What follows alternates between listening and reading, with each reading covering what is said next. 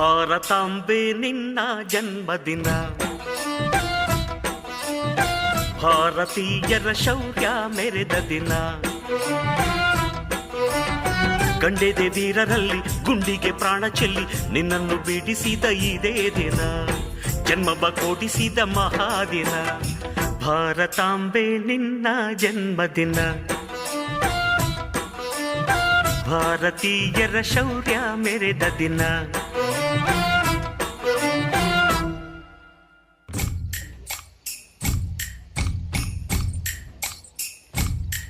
ಬ್ರಿಟಿಷರು ವ್ಯಾಪಾರಕ್ಕೋಸ್ಕರವಾಗಿ ಯಾವಾಗ ಭಾರತಕ್ಕೆ ಬಂದರು, ಅಲ್ಲಿಂದ ನಮ್ಮ ಭಾರತಕ್ಕೆ ಗ್ರಹಣ ಬಡಿಲಿಕ್ಕೆ ಪ್ರಾರಂಭ. ಆ ಗ್ರಹಣ ಎಲ್ಲಿವರೆಗೆ ವಂದಿಸಿ ನಾನು ಒಂದೆರಡು ಮಾತು.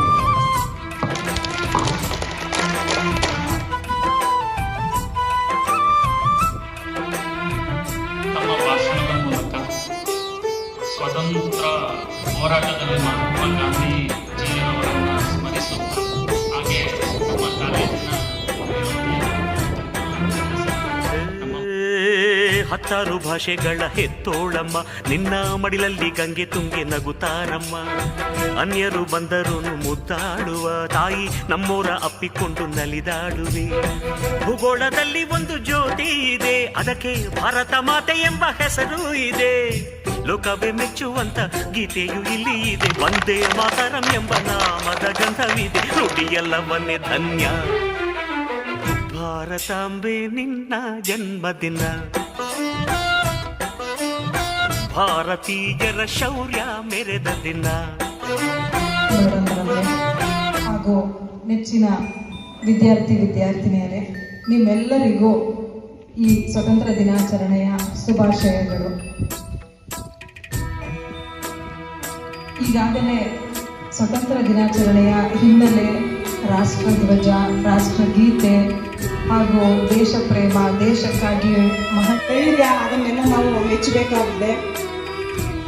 ಅದೇ ರೀತಿ ಇವತ್ತು ನಿಮಗೆ ನಾನು ಹೇಳೋದೇನಪ್ಪ ಅಂತಂದರೆ, ಸ್ವಾತಂತ್ರ್ಯ ಬಂದಿದ್ದಷ್ಟೇ ಅಲ್ಲ, ಆ ನಿಟ್ಟಿನಲ್ಲಿ ನಾವು ಯಾವ ರೀತಿ ಇಂದಿಗೆ ನಾವು ಅದನ್ನು ರೂಢಿಸ್ಕೊಂತ ಹೋಗ್ತೀವಿ.